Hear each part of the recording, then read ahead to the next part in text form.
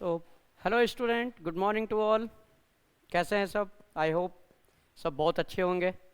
ठीक है, तो स्वागत है आप लोग का फिजिक्स के क्लास में। और आज हम लोग फिजिक्स का फोर्थ क्लास करने जा रहे हैं। ठीक है, हम लोग कंटिन्यू किए थे स्थिर वैद्युतिकी क्लास 12 का, ये चौथ फिजिक्स की क्लास है और आज हम लोग फोर्थ लेक्चर करने जा रहे हैं। ठीक है ना?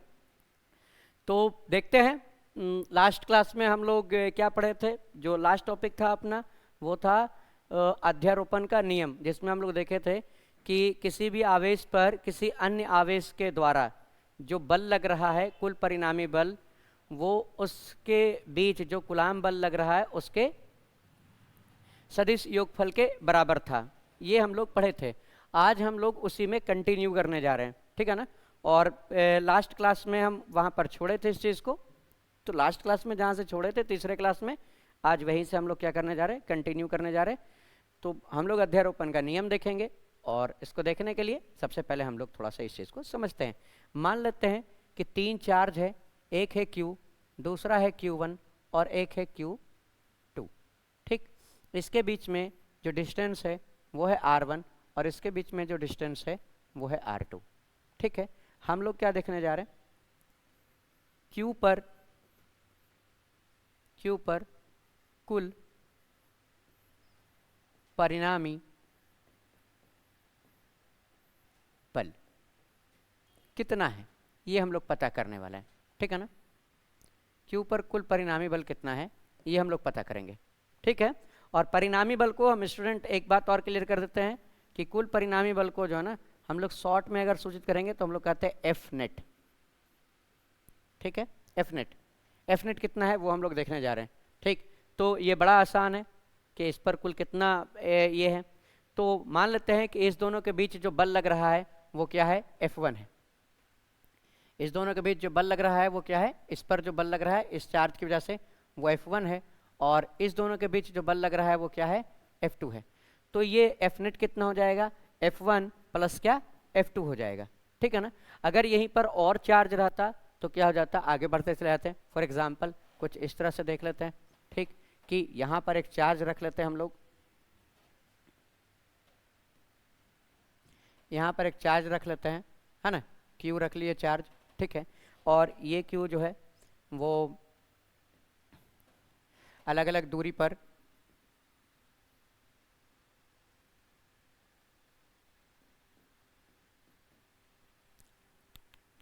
वेरी, ठीक है, एक मिनट।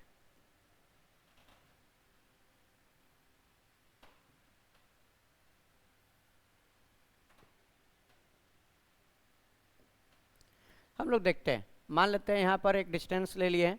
ठीक है ना, R1, और यहाँ पर एक चार्ज रखिए हैं Q1। ठीक है ना, उसके बाद एक दूसरा डिस्टेंस ले लिए हैं R2 और यहाँ पर एक चार्ज रख लिए हैं Q2। ठीक, एक तीसरा डिस्टेंस ले लिए R3 और यहाँ पर एक तीसरा चार्ज रख लिए Q3। ठीक, अब यहाँ पर सिंपल सा क्वेश्चन है कि Q पर एफ नेट बताए कितना होगा। ठीक है ना, Q पर एफ नेट कितना होगा। तो ये बड़ा सिंपल है। Q पर अगर एफ नेट निकालना है तो हम क्या करेंगे, इस चार्ज की वजह से इस पर कितना बल लग रहा है, इस चार्ज की वजह से इस पर कितना बल लग रहा है और इस चार्ज की वजह से इस पर कितना बल लग रहा है, कूलाम बल का नियम है, उसको रखेंगे और ये क्या हो जाएगा, सोल्व हो जाएगा। ये बड़ा सिंपल है। मान लेते हैं कि इसके बीच जो बल लग रहा है वो F1 है, इसके बीच जो बल लग रहा है वो क्या है, F2 है, और इसके बीच जो बल लग रहा है वो क्या है, F3 है। ठीक है ना, तो एफ नेट कितना हो जाएगा, हम लोग अभी क्वेश्चन भी करेंगे, क्वेश्चन से और क्लियर हो जाएगा। ठीक है ना, एफ नेट कितना हो जाएगा, F1 प्लस F2 प्लस क्या, F3, और अगर और भी चार्ज है तो इसके आगे बढ़ते चले जाएंगे। ठीक है, उम्मीद है अध्यारोपण का नियम समझ में आया होगा। अध्यारोपण का नियम क्या कहता है, अध्यारोपण का सिद्धांत क्या कहता है कि अगर कोई चार्ज का दो या दो से अधिक चार्ज का कोई निकाय है तो किसी पार्टिकुलर चार्ज पर, किसी विशेष चार्ज पर, किसी विशेष आवेश पर बाकी अन्य आवेश के द्वारा कुल परिणामी बल जो होगा वो उस आवेश पर जो कुल परिणामी बल होगा बाकी आवेश के वजह से जो कूलाम बल लगेगा उसके सदिश योगफल के बराबर होगा। अब हम लोग अभी यहाँ पर सदिश योगफल का बात कर रहे हैं तो यहाँ पर दिशा का भी बात कर लेते हैं कि इसमें दिशा रहेगा। ठीक है ना, ठीक है, डायरेक्शन के भी बात करेंगे। ठीक, दिशा के साथ सदिश योगफल देखेंगे। अब हम लोग कुछ एग्जाम्पल लेकर करके इस चीज़ को चेक कर लेते हैं, ठीक है ना, क्योंकि एग्जाम्पल जब तक नहीं ले, क्वेश्चन जब तक नहीं बनाए तब तक तो बात समझ में आने वाला है नहीं। तो ये चीज़ न्यूमेरिकल से देखते हैं, ठीक है ना। तो आपके सामने एक न्यूमेरिकल हम रखते हैं, ठीक है।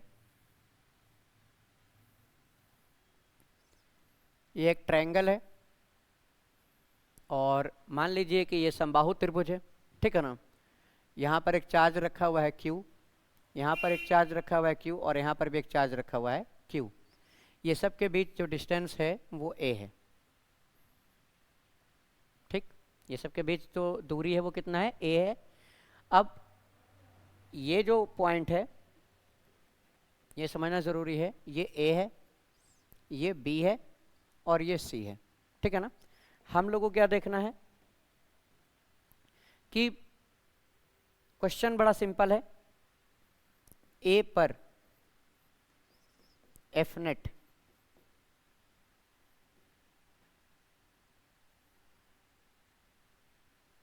A पर F नेट क्या होगा, ठीक है। तो वीडियो पॉज कर करके आप ट्राई करें, ठीक है ना,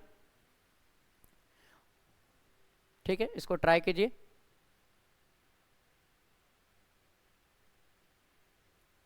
ठीक है, अगर आप ट्राई कर लिए हैं तो हम इसका सॉल्यूशन को देखते हैं, ठीक है ना, कि क्या हो रहा है यहाँ। तो सबसे पहले डायरेक्शन को भी देखेंगे कि किस तरह से बल लग रहा है। और एक बात जान लीजिए कि ये समबाहु त्रिभुज है तो यहाँ पर कोण कितना डिग्री का बनेगा, 60 डिग्री का, ठीक है ना, ये बात ध्यान रहे। अब यहाँ से हम लोग देखते हैं ये B के द्वारा जो A पर लगाया जाएगा बल वो इस डायरेक्शन में होगा, ठीक। यहाँ पर हम कह लें कि ये FAB है, मतलब A पर बल लग रहा है, किसके द्वारा लग रहा है, इस B के द्वारा लग रहा है, ठीक। क्योंकि ये धनावेश है, सब क्या है, धनावेश है, एक जैसा चार्ज रखा गया। अब धन रहे या ऋण आवेश रहे उससे दिक्कत नहीं, लेकिन एक जैसा चार्ज रखा गया इसलिए प्रतिकर्षण वाला बल लगेगा, इस तरफ जाएगा, ठीक। अब C पर जो चार्ज है वो भी A पर तो बल लगाएगा और वो भी क्या करेगा, प्रतिकर्षण का बल लगाएगा, मतलब ये किधर लगाएगा, इस तरफ लगाएगा, ठीक है। तो इसको क्या कहेंगे, FAC, यानी A पर बल लग रहा है किसके द्वारा, C के द्वारा, ठीक है ना। अब हमको देखना है कि ये FAC और FAB है कितना, पहले इस चीज को देख लेते हैं और फिर परिणामी बल की तरफ जाएंगे, ठीक है ना। तो पहले FAC निकालते हैं, ये FAB कितना होगा, कूलाम का नियम याद कीजिए, क्या था, K Q1 कितना है, Q है, Q2 कितना है, ये भी Q है, और इस दोनों के बीच दूरी R का स्क्वायर था, है ना। तो इस दोनों के बीच दूरी कितना है, A है, तो यहाँ पर क्या हो जाएगा, A स्क्वायर हो जाएगा। फाइनली इसको हम इस तरह से लिख सकते हैं, इस तरह से लिख सकते हैं कि KQ स्क्वायर बाई क्या, A स्क्वायर, ठीक। उसके बाद क्या निकाल लेते हैं, FAC, इसका परिमाण देखें तो यहाँ पर भी क्या है, K है। अच्छा, यहाँ पर फिर से Q है, C पर भी कौन सा चार्ज है, Q है, और इस दोनों के बीच भी दूरी कितना है, A है, तो इसका स्क्वायर हो जाएगा, सेम आया। यहाँ पर भी क्या लिख सकते हैं, KQ का स्क्वायर बाई क्या, A का स्क्वायर।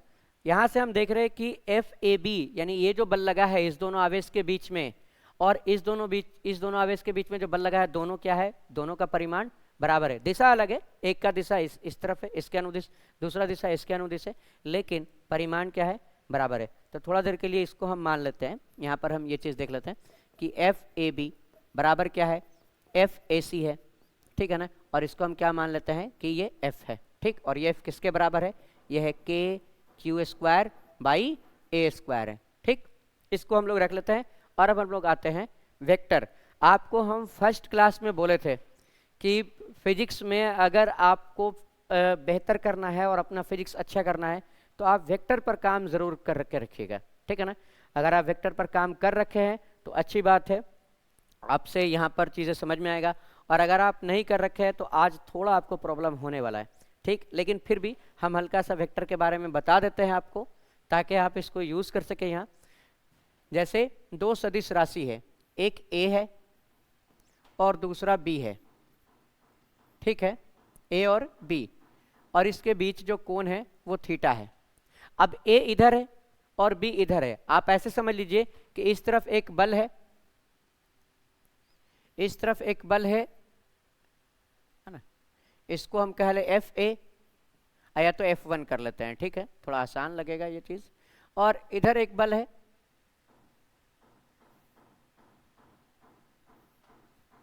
इधर एक बल है जिसको हम कर लेते हैं FB।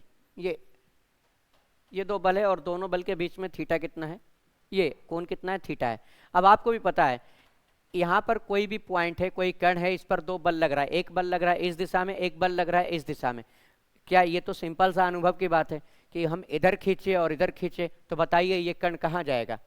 आप में से हर कोई बोल सकते हैं, जिनको थोड़ा सा भी इसका अनुभव होगा तो बोलेंगे ये कण कहाँ जाएगा, इस दोनों के बीच से ऐसे जाएगा। सीधा सा बात है। आपको पता है, आप एक रस्सी बांध दीजिए किसी चीज़ में, इधर से ऐसे लटका दीजिए और ऐसे खींचिए तो वो चीज़ें कहाँ सीधा खिंचा कर कहाँ आएगा, नीचे आएगा, ठीक है ना। जैसे इस ये है और इसी को हम इधर से भी खींच रहे और इधर से भी खींच रहे तो ये खिंचा कर कहाँ आएगा, नीचे आएगा। इसको ऐसे भी खींचेंगे तो ये कहाँ आएगा, नीचे आएगा। यानी दोनों, एक बल इधर लग रहा है और ये बल इधर लग रहा है, तो इसका परिणामी बल कहाँ होगा, इसके बीच में होगा। परिणामी बल को हम क्या मान लेते हैं, एफ नेट मान लेते हैं, ठीक। तो ये एफ नेट कितना होगा, एफ नेट कितना होगा, ये होगा, आपको वेक्टर अगर पढ़े हैं तो आपको याद होगा और नहीं है तो आप याद रखिएगा कि दो सदिश राशि है और दो सदिश राशि का अगर हम योगफल करते हैं तो ये होता है F1 का स्क्वायर प्लस F2 का square plus 2F1 F2 cos theta, ठीक है। कॉस थीटा यहाँ पर है, ये बात ध्यान रखिएगा, ये चीज़ होता है। ये बात बिल्कुल क्लियर रहे, ठीक है ना। आपको ये फॉर्मूला मिला होगा रिजल्टेंट निकालने के लिए, वेक्टर में आप पढ़े होंगे तो आप R बराबर याद होगा, आपको R बराबर याद होगा अंडर रूट ऑफ A का स्क्वायर प्लस B का square plus 2AB cos theta. आप ये पढ़ रखे हैं, ठीक है ना। और नहीं पढ़ रखे तो आप याद रखिएगा कि दो सदिश राशि है, दो सदिश राशि के बीच एक तीसरा सदिश राशि आएगा, वो सदिश राशि का जो परिणाम होगा वो इस दोनों का इस फॉर्मूला को लेकर करके निकालेंगे कि पहले का स्क्वायर करेंगे प्लस दूसरे का स्क्वायर करेंगे प्लस दोनों का गुणनफल करके 2 से गुना करेंगे और जो थीटा है वो कॉस थीटा के रूप में लेंगे, ठीक है ना। अब हम लोग यहाँ पर देखते हैं कि ये जो FAC लगा है और FAB लगा है, ये जो लगा है FAB लगा इधर और इधर क्या लगा, FAC लगा। इसके बीच कितना कोण है पहले वो पता कर लेते हैं और इसका परिणामी किधर जाएगा वो भी पता कर लेते हैं। तो बताइए, ये 60 डिग्री है, समबाहु त्रिभुज लिए थे तो यहाँ कितना कोण होगा, 60 डिग्री होगा। और 60 डिग्री होगा तो आपको पता है कि शीर्षाभिमुख कोण होता है, मतलब vertically opposite angle, vertically opposite angle भी वो भी कितना डिग्री होने वाला है, 60 डिग्री। मतलब यहाँ इस दोनों के बीच कितना का कोण है, 60 डिग्री का है। इस दोनों के बीच कितना का एंगल होगा, 60 डिग्री का कोण बनेगा, ठीक है ना। अब इसका परिणामी कहाँ होगा, इसका परिणामी होगा इस दोनों के कहाँ, बिल्कुल बीच में, ये होगा एफ नेट।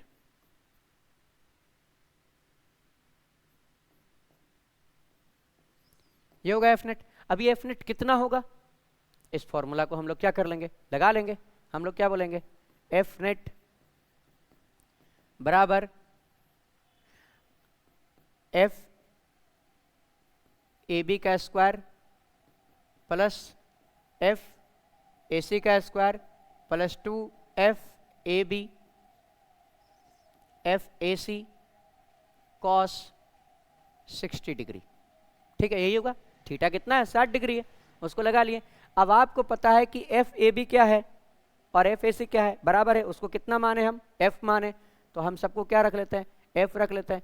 तो ये हो गया एफ का स्क्वायर प्लस ये भी क्या हो गया, एफ का स्क्वायर प्लस यहाँ कितना हो गया, 2F गुना एफ क्या हो जाएगा, एफ का स्क्वायर हो जाएगा प्लस कॉस 60, कॉस 60 का मान कितना होता है, 1/2, ठीक।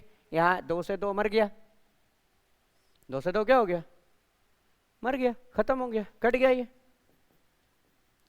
अब यहाँ ये टोटल कितना होगा, एफ स्क्वायर और एफ स्क्वायर, टोटल कितना एफ स्क्वायर हो गया, 3F स्क्वायर, ठीक है।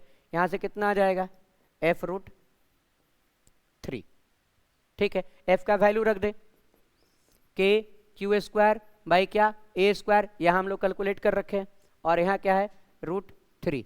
इट मीन्स अपना जो एफ नेट आया, जो हम लोग निकालना चाह रहे थे, वो कितना आया है? ये एफ नेट जो आया है वो कितना आया है? √3 kq²/a²। ये है अध्यारोपण पढ़ने का फायदा।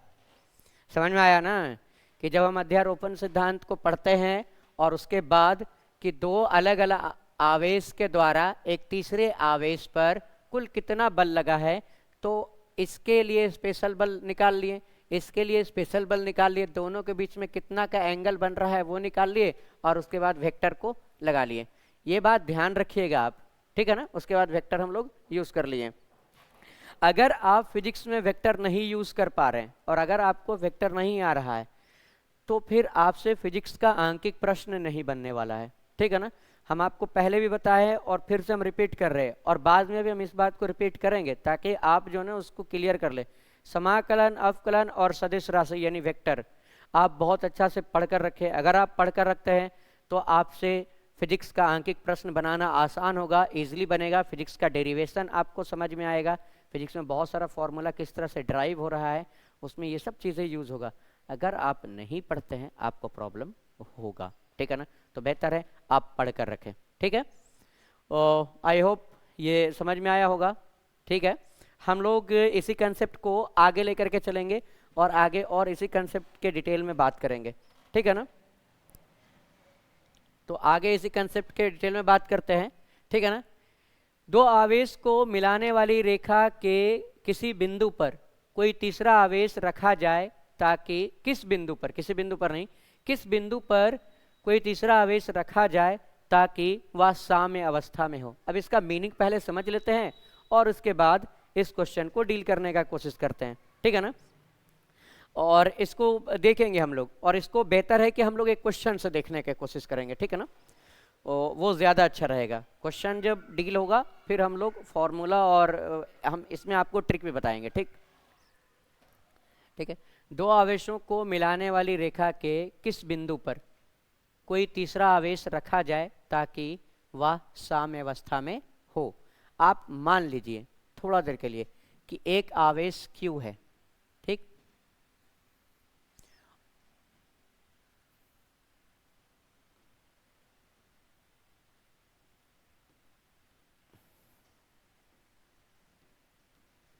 एक आवेश Q है, हम इधर लिख लेते हैं, और एक आवेश Q है, एक दूसरा आवेश है +4Q, ठीक है ना। और इस दोनों के बीच जो दूरी है वो है L। इस दोनों के बीच दूरी कितना ले लिए हैं? L ले लिए। क्वेश्चन क्या कह रहा है कि इस दोनों को मिलाने वाली रेखा, ये रेखा है,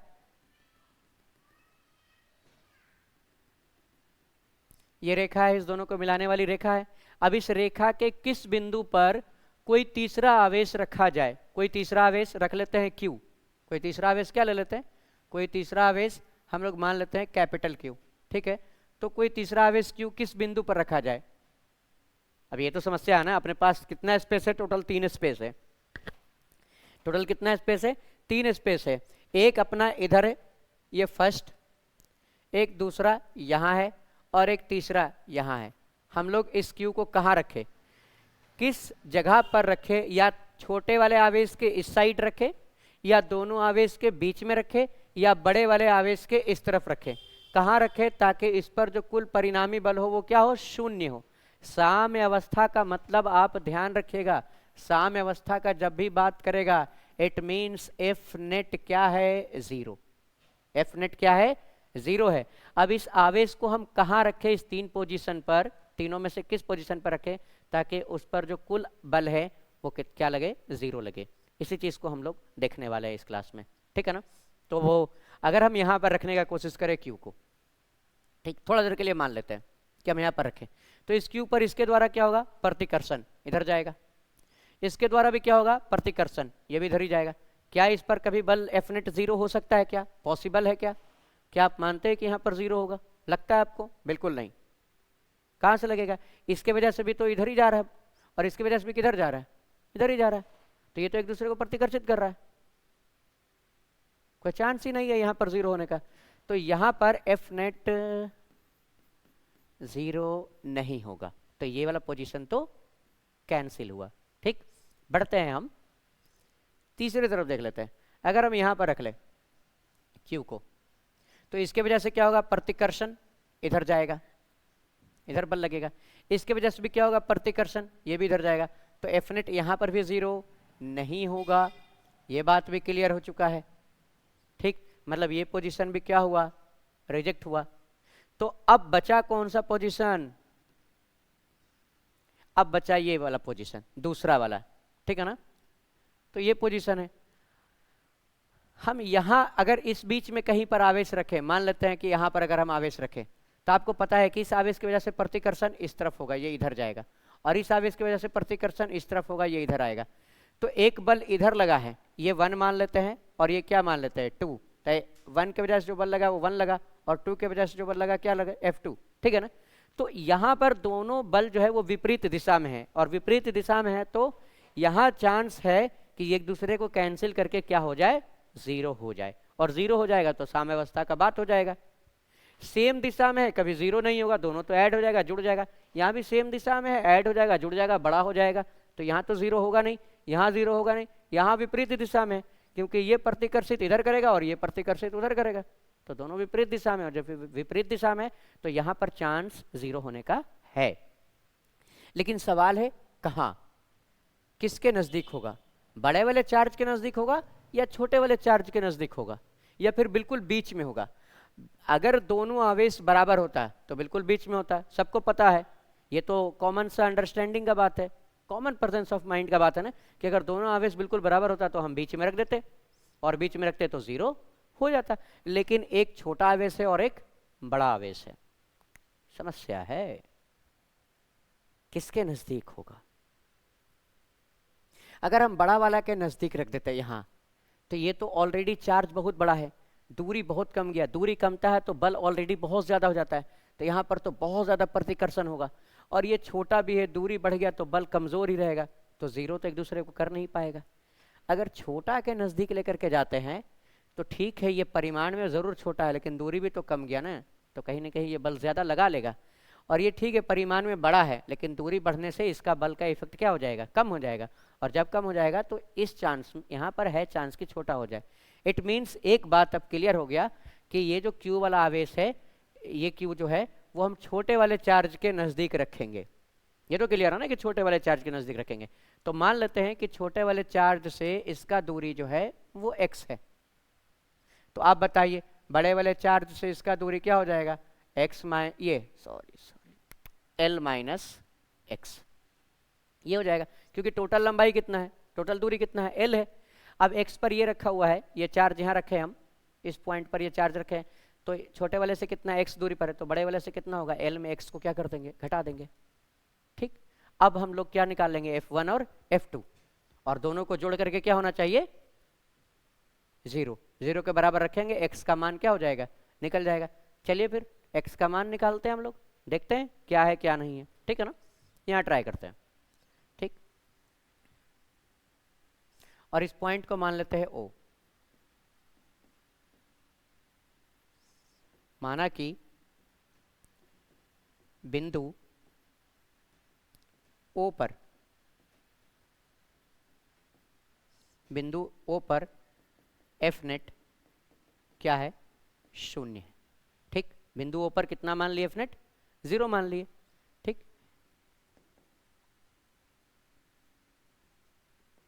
क्योंकि F1 कितना होगा, तो F1 कितना हो जाएगा, K Q, और ये चार्ज है ये वाला Q, और इस दोनों के बीच दूरी कितना है, x, इसका स्क्वायर, तथा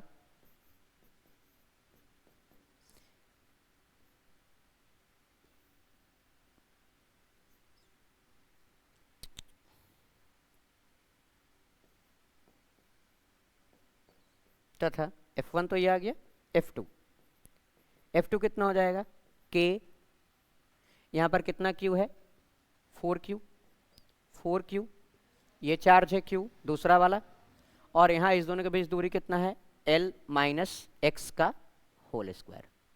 ठीक, ये चीज़ आ गया। अब हम लोग को एक बात क्लियर है, चूंकि एफ नेट क्या है, 0 है, इट मीन्स कि F1 बराबर किसके है, F2 के। F1 बराबर किसके है, F2 के। क्योंकि ये बराबर नहीं होगा तो फिर ये 0 भी नहीं होने वाला, ये तो फिक्स है। बराबर होगा, विपरीत दिशा में है, बराबर होगा तभी 0 होगा, अदरवाइज 0 नहीं होगा। आप इसको ऐसे भी देख सकते हैं, यहाँ से हम प्रूव कर लेते हैं कि बराबर कैसे है, ज़रा ध्यान दीजिएगा। F1 प्लस F2 बराबर 0, ठीक, बराबर 0 होगा। यहाँ पर ध्यान देना है कि अगर हम F1 का डायरेक्शन पॉजिटिव ले तो F2 का डायरेक्शन क्या लेंगे, F1 का डायरेक्शन अगर हम पॉजिटिव ले रहे हैं तो F2 का क्या लेंगे, नेगेटिव लेंगे, यानी माइनस ऑफ F2 लिखेंगे, माइनस ऑफ F2 लिखेंगे। और ये किसके बराबर होगा, 0 के बराबर। यहाँ से F1 ये माइनस में है, उधर जाएगा तो किस में हो जाएगा, प्लस में। आ गया ना बराबर।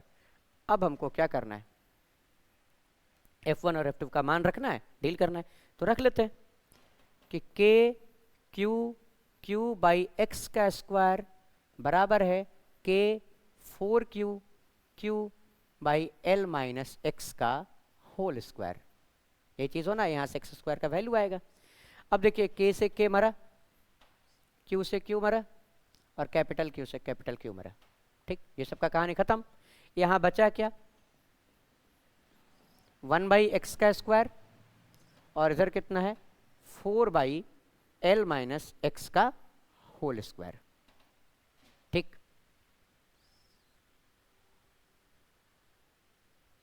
ये खत्म हुआ, ठीक है ना। अब इसके आगे क्या, सोल्व कर लेते हैं। इसके आगे इसको उठाकर इधर लेकर के चलाते हैं तो L माइनस एक्स का होल स्क्वायर, ठीक। और ये उधर चला जाता है तो कितना हो जाता है, ये सॉरी 4x स्क्वायर।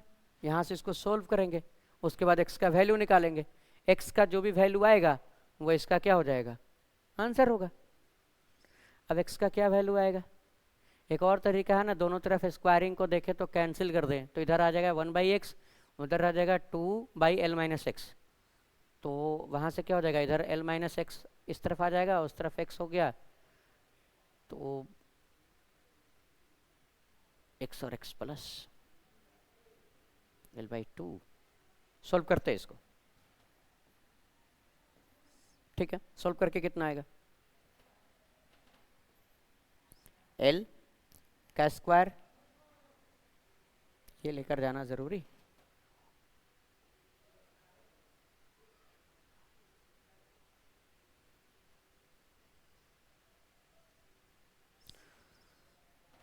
ज़्यादा ठीक है, इतना लंबा करने का क्या ज़रूरत है। इसको अगर यहाँ से देखें तो l माइनस एक्स का होल स्क्वायर है, ठीक है। यहाँ से 2x का होल स्क्वायर है। स्क्वायरिंग को अगर हटाए तो हम ये कह सकते हैं कि l माइनस एक्स बराबर क्या होगा, 2x, ठीक। ये आसान हो जाएगा अपने लिए। l बराबर क्या हो जाएगा, ये उस तरफ जाएगा तो x माइनस में, उधर जाएगा तो क्या हो जाएगा, प्लस में हो जाएगा, तो कितना हो जाएगा, 3x। इट मीन्स x बराबर क्या होगा, l बाई 3। ये अपना आंसर आ गया कि छोटे वाले आवेश से जो कुल लंबाई है उसका 1/3 लंबाई पर क्या रखेंगे, q आवेश को रखेंगे, तो वहां पर जो परिणामी बल है वो क्या होगा, 0 हो जाएगा, और इस स्थिति पर क्या हो जाएगा, वो साम्यावस्था में आएगा, ठीक है ना। उम्मीद है इसमें कोई दिक्कत नहीं हुआ होगा। आप इसको एक बार समझ लीजिए ध्यान से कि यहाँ हम नहीं सिलेक्ट करेंगे क्योंकि यहाँ दोनों प्रतिकर्षित एक दिशा में हो रहा है, तो ये तो रिजेक्ट हुआ। इस केस में भी दोनों एक दिशा में प्रतिकर्षित हो रहा है, तो यहाँ तो साम्यावस्था आने से रहा, नहीं आने वाला। बीच में अगर आएगा भी तो छोटे वाले आवेश के नज़दीक आएगा, तो छोटे वाले आवेश से हम जो है ना एक दूरी मान लिए x, तो बड़े वाले से ये दूरी कितना हो जाएगा, l माइनस एक्स हो जाएगा। अब हम क्या कर लिए कि छोटे वाले से जो आवेश से जो बल लग रहा है वो F1 मान लिए, और जो बड़े वाले से लग रहा है वो क्या मान लिए, F2 मान लिए। अब बिंदु O पर ये आवेश रखे थे, तो बिंदु O पर हम F नेट कितना हो जाएगा, 0 हो जाएगा, क्योंकि बात किसका है, साम्य अवस्था का। साम्य अवस्था का मतलब ही होता है कि कुल परिणामी बल 0 होना चाहिए। F1 कितना हो जाएगा, तो F1 हो जाएगा, ये दोनों आवेश को गुना करेंगे KQ क्यू बाई क्या एक्स का स्क्वायर, और यहाँ F2 निकाल लिए। अब चूंकि F नेट 0 है, इट मीन्स दोनों बल क्या होगा, बराबर, दोनों को बराबर ला कर रख दिए, और जब रखे दोनों का मान कैंसिल आउट हुआ। यहाँ स्क्वायरिंग में है ये ठीक है, इसको इस तरफ लेकर के चले गए और इसको उस तरफ लेकर चले गए। अब स्क्वायरिंग में है तो स्क्वायर इसको तो लिख सकते हैं 2x का होल स्क्वायर, स्क्वायर वाला कहानी खत्म हुआ, l माइनस एक्स रहा इधर, इधर क्या है 2x, x को उधर लेकर के चले गए, कितना आ गया 3x आ गया। अब ये 3x है तो हमको तो x का वैल्यू चाहिए था, इसलिए हम l को इधर, ये 3 को इधर ले आए, मतलब कितना आ गया l/3 आ गया। ठीक है, अब इसी चीज को आप यहाँ देखिए कि अगर हमको शॉर्टकट में निकालना है कि सर इतना लंबा प्रोसेस करेंगे क्या, अगर ऑब्जेक्टिव में मेरा ये क्वेश्चन आया तो हम क्या करेंगे, करना तो पड़ेगा ना। तो ऑब्जेक्टिव में इतना लंबा क्वेश्चन आ गया तो क्या इतना लंबा बैठकर हम प्रोसेस करेंगे, नहीं, कोई जरूरत नहीं है। आपके सामने एक ट्रिक है, उस ट्रिक को देखिए और आपको समझ में आ जाएगा। लेकिन यहाँ पर एक कंडीशन है, कंडीशन नंबर 1 है, ठीक है ना, कि दोनों आवेशों की प्रकृति अगर समान हो, यदि दोनों आवेशों की प्रकृति क्या हो, विपरीत हो, दो ही चीज हो सकता है ना। यहाँ पर हम लोग केस लिए थे Q और 4Q, दोनों का प्रकृति क्या था, एक समान था, दोनों या तो पॉजिटिव है या तो दोनों को क्या रख लेंगे, निगेटिव रख लेंगे इस केस में। और एक चीज और कि Q1 छोटा हो किससे, Q2 से, जैसे Q1 हम छोटा लिए हैं और Q2 क्या लिए हैं, बड़ा लिए हैं। इस केस में क्या होगा, जो x बराबर होगा, यानी तीसरा जो आवेश यहाँ रखेंगे, ये दूरी जो x होगा, कुल लंबाई जो l लिए हैं, ये किसके बराबर होगा, अंडर रूट ऑफ Q1 बटा under root of Q1 plus under root of Q2 गुना क्या करेंगे l। हम आपको सोल्व करके यहाँ पर दिखाते हैं, पिछला वाला पेज का आप आंसर जो है ना वो ध्यान में रखिएगा। x बराबर क्या है यहाँ फॉर्मूला, छोटा वाला चार्ज यहाँ पर लेंगे, Q1 क्या है, छोटा वाला था, छोटा वाला का रूट, तो छोटा वाला क्या है, अंडर रूट ऑफ Q, ठीक। उसके बाद छोटा वाला charge under root of Q, ठीक। उसके बाद बड़ा वाला charge under root of Q2 है ना, तो कितना हो जाएगा 4Q, ठीक। और इसको कितना से मल्टीप्लाई कर देंगे, कुल लंबाई से, ठीक है, कुल लंबाई से। तो रूट Q को हम कॉमन ले लेते हैं, ठीक। अब रूट Q को कॉमन लेंगे तो कितना आएगा, रूट Q को कॉमन लेंगे तो कितना आएगा, यहाँ से ऊपर तो रूट Q है उसको तो रहने देते हैं वैसे ही, नीचे कॉमन ले लेते हैं। तो रूट Q अगर हम कॉमन ले लिए तो अंदर बचेगा 1 प्लस क्या, रूट 4, यही बचेगा। और यहाँ l है, यहाँ से ये क्या हो गया, मर गया, मर गया ना। तो अब बताइए ऊपर में कितना है 1, यहाँ कितना है 1, और रूट 2 का वैल्यू, ये रूट 4 का वैल्यू कितना आएगा 2, और ये कितना है l, l से इसको गुना करेंगे, ये आ जाएगा l आ जाएगा, और नीचे 1 और 2 कितना हो जाएगा, 3 हो जाएगा। तो आ गया ना l/3, ठीक है। पिछले के में भी हम लोग कितना लाए थे, l/3, अभी भी कितना आ गया है, l/3 आ गया। तो हम एक लंबा प्रोसेस लिए, आपको पूरा कंसेप्ट हम सिखाए, और पूरा कंसेप्ट सिखाने के बाद आपको जो है ना हम ट्रिक भी बता दिए कि आप इस ट्रिक से जो है इसको आप डील कर लीजिए। क्या उम्मीद है कि आपको कोई प्रॉब्लम नहीं होगा, अगर कोई प्रॉब्लम हुआ है तो आप इसको दोबारा से देखें, दोबारा से समझें क्या है नहीं है। और अगर आवेश विपरीत रहा तो कुछ नहीं करेंगे, सब कुछ सेम रहेगा, एज इट इज रखेंगे, बस जहां पर प्लस लिए हैं वहां पर माइनस लेंगे।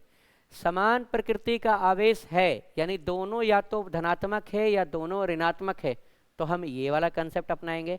और अगर विपरीत प्रकृति का है, मतलब एक पॉजिटिव और एक नेगेटिव है, तो आप इसको यूज कर लीजिए, ठीक है ना। मतलब समान के लिए प्लस, विपरीत के लिए माइनस, बाकी सेम।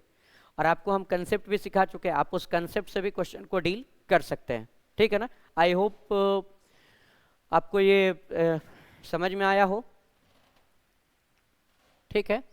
अब है आवेश घनत्व, बहुत इंपॉर्टेंट है, फिजिक्स में बहुत जगह ये यूज होगा, आवेश घनत्व को समझना जरूरी है।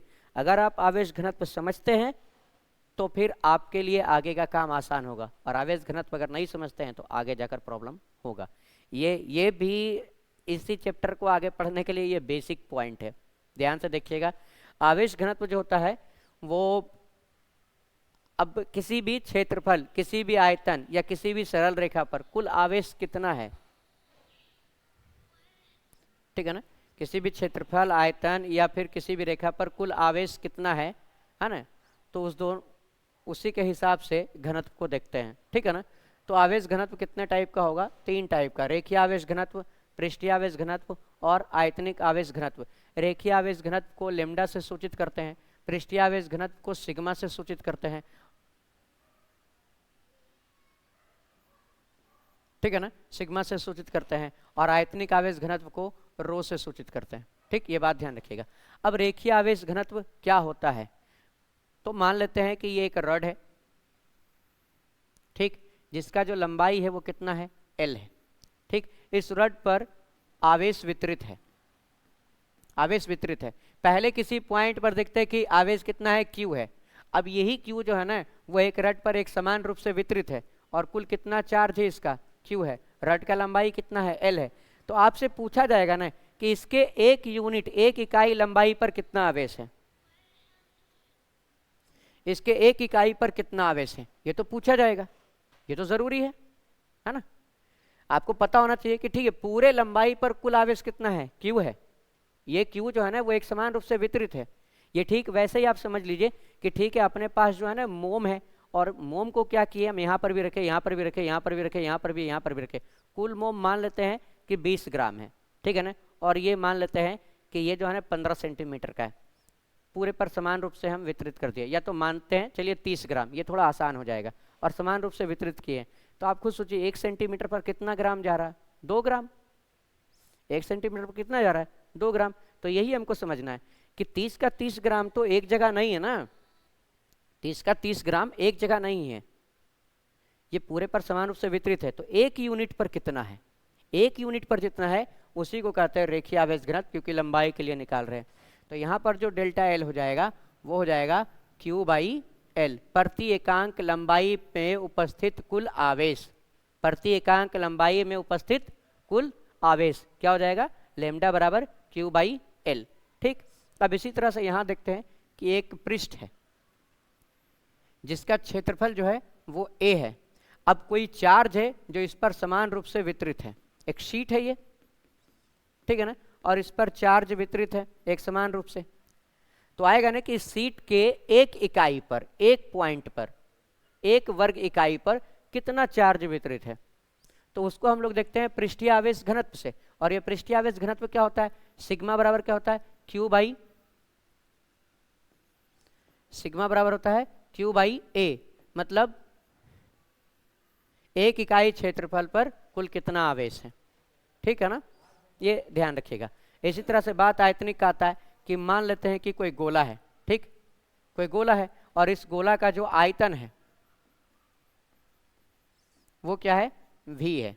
ठीक, अब इस गोला पर आवेश वितरित है Q, ठीक है ना, और यह आवेश इस तरह से इस पर वितरित है पूरा आयतन में। एक आप फुटबॉल की तरह समझ लीजिए, ठीक है, या कुछ भी समझ लीजिए, आप गोला देख लीजिए, और उस गोले पर पूरे पर क्या है, आवेश वितरित है पूरे आयतन में, मतलब अंदर भरा हुआ है पूरा। उसके पृष्ठ पर का बात नहीं कर रहे हम, पृष्ठ के अंदर भाग जो है, जो आयतन है उसमें भरा हुआ है, ठीक है ना। तो फिर आएगा ना कि एक इकाई आयतन में कितना आवेश है, तो इसको किससे कहते हैं, इसी को कहते हैं आयतनिक आवेश घनत्व। ठीक,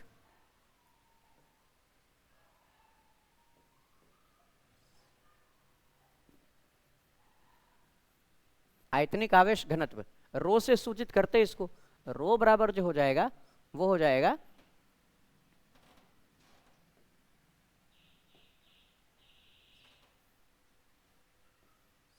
रो बराबर जो हो जाएगा वो हो जाएगा Q/क्या, V, एक इकाई आयतन में उपस्थित आवेश।